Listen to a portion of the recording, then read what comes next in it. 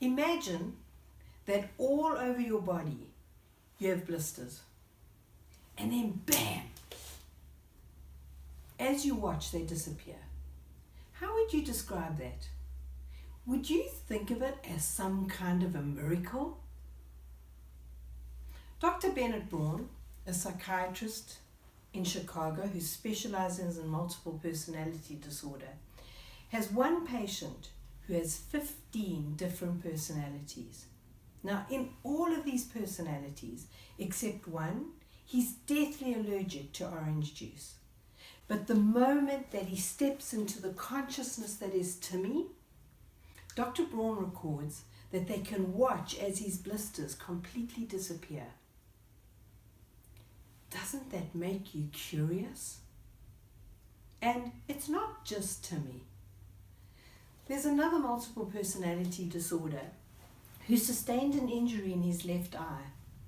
Now, in all his personalities, this injury is absolutely absent until he steps into the biological self in which that injury was created, and then it reappears. It's almost as if his body selectively remembers and steps back into that biology when he returns to that psychological self. What the heck? Now, psychiatrists might describe multiple personality disorders as a dissociative disorder where one person has two or more personalities, each with their own very specific memories, abilities, and aptitudes.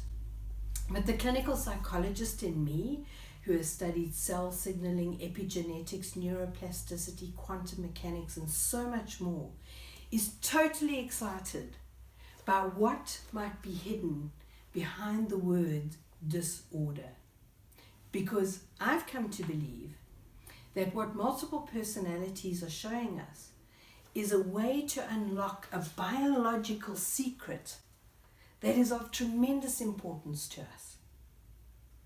Let's look at Timmy, for example. You know, it wasn't his human doings that changed his biology.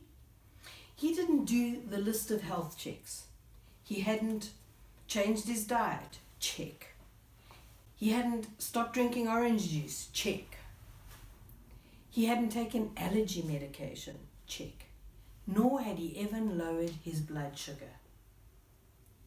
But what he had done was to change the consciousness vibrating through his cells, and instantly his biological self shifted to match his new consciousness. So we have to be asking ourselves, what's really going on with these two cases?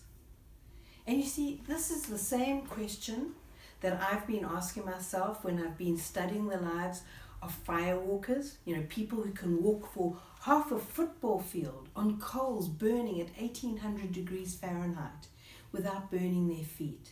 And it's the very same question I've been asking myself when I've been studying centenarians, those people who live to great health, to over 100. And I've been studying them for the last 4 years. Because just like Timmy, they don't do the health checks either. They don't chase down superfoods, chomp on chia seeds.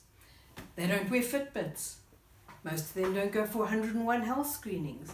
And the vast majority of them have never seen the inside of a gym or a health club. Let's take Jean Calmette, for example, who lived to 122 years, 5 months and 14 days. She didn't go to doctors. She didn't eat the most important meal of the day, breakfast.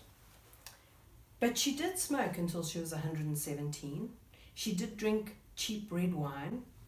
And she did eat an excess of red meat and an excess of sugar. In fact, she ate chocolate every single day, up to 2.2 pounds a week. Emma Rana said that her health secret was eating 2 raw eggs every day. She clearly didn't know about salmonella or, of course, cholesterol. And when CNN interviewed her doctor, he said she liked cookies and she ate a lot of candy And then he paused as if perplexed, and he said, "But she ate them with childlike joy." Childlike joy? Could the consciousness of joy change the way that our body digests, assimilates, and absorbs nutrients? Because looking at Timmy and the eye injury guy, the obvious conclusion to reach is that consciousness determines our biology. And the more I look at those centenarians, the more I've decided that it's their vibratory consciousness over many decades. They vibrated just a slightly higher level than the rest of us. And that's what leads to their healthy longevity. So let's examine vibratory consciousness. But rather than asking what consciousness is, let's examine what consciousness does. Consciousness generates vibrational patterns that bring biological systems either into harmony, which creates health, or into disharmony and incoherence, which create disease and deterioration. And so I think of all of our notes of health and disease added together as our biological body song. Now, talking about a song, we all know what a good song feels like, don't we? So all join me in singing just the first 2 lines of this song. It's a song you all know. If you're happy and you know it, clap your hands. If you're happy and you know it, clap your hands. Okay, can you feel how that feels in your body? Now imagine that your body was making sounds of alarm or anxiety. Can you hear them? Can you make that sound? And if your body was making the sounds of a funeral dirge, how would that sound? Can you feel how they vibrate through your body in different ways? So let's take a few moments and envisage health as being like a song sheet of music where we have health notes created by certain emotions, like perhaps we have a red note for love, and a pink note for joy, and a blue note for peace, and maybe a yellow note for kindness. And perhaps those are bright, colourful, cheerful notes that are getting added to our body song. By the same token, perhaps we have dark notes, like black for shame, dark grey for guilt, and maybe just a dirty brown for fear. Truth is, we all have a combination of dark notes and light notes. So what does your song sheet look like? If you looked at it over an hour, a week, a month, a lifetime, what notes would dominate? What notes is your body playing right at this moment? Because I'm pretty sure that if you compared the normal person's song sheet to that of a centenarian, even a centenarian would have dark passages in it. After all, my grandfather, who lived to 101, he lived through the Great Depression, fought in both world wars. Granny and him had multiple miscarriages, and then Granny lost both her legs, and she died when she was still very young. And Grandpa was never financially well off, so there were lots of financial constraints as well.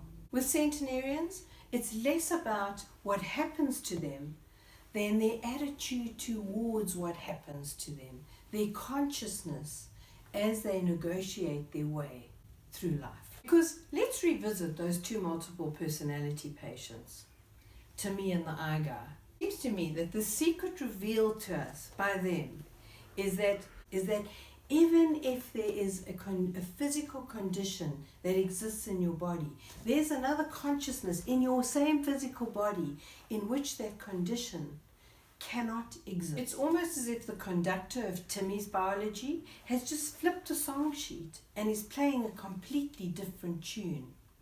And the eye injury guy, it's as if his biological conductor has flipped back to a previously played song and he's just replaying that song. So what's clear from this is that we all have a body song and we have a biological conductor, and we can command our biology to change. And we can even do that without developing a multiple personality disorder. Would you like me to show you how? Yeah. Okay, close your eyes. I want you to imagine that in your hand you're holding a lemon. Feel its cool, waxy rind. Now pretend you have a knife that you're cutting through that lemon. See the pith, the yellowness, and some juice as it dribbles out. Now lift half of that lemon up to your nose and take a deep sniff. And now stick your tongue out and squeeze that lemon hard onto your tongue. And notice what happens. Open your eyes. Did your jaw perhaps pucker? Did you get saliva forming in your mouth? Exactly. So your biological self shifted on your command. Let's take a look at the firewalker. It's almost as if he has chosen to play a new song, and then he's envisaged it vividly and practiced it over and over until that biological song starts playing through him. We can all make changes just like that firewalker did. But as I show the companies I work with, in order to get out of an old routine and change the lyrics of a song, you have to do something different. And to do it with play is one of the best possible ways to make those changes. Let me give you an example. You all know the song Happy Birthday, don't you? The minute I say the song Happy Birthday, you can hear the lyrics and you can hear it playing in your head. Okay, now, all stand up and join me because we're going to do something a little different. We're going to sing Happy Birthday, but as discordantly, as sillily, and out of tune as possible. Ready? Yeah. Happy birthday to you. Happy birthday to you.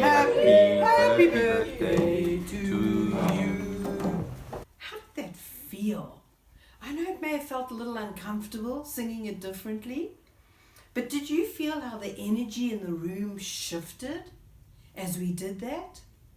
Because you see, it's not just your vibrational energy going in to signal your cells. Your body song goes out, your vibration goes out and affects the person next to you, your family, your friends, your co-workers, and your world. In the moment that you sang those happy birthday notes sillily, you actually stepped into a new biological reality. In that moment, you created new body song notes. Because, you see, there is a tune, a biological body song that wants to be sung. So I want you to close your eyes and think about a body song note that you would want your body to sing. Imagine what it sounds like. Imagine its colors. Now can you all make that sound so that we can all hear it? Hey, na, na, hey, na, na, na. Oh, fantastic. Now imagine if I was hovering above this room and having the vibration of all of those notes and the colors of all the notes leaving, and I could see them from a distance. What colors would I see? What vibrations would I feel? How would they go out into the universe to change the energy around us, to change the energy of our world? Open your eyes. Learned with me today is that we all have a biological body song, but that we're not stuck with that song. We can shift it. We can change it. We are powerful conductors of our own biology. And not only does that change our health, but it can change our world.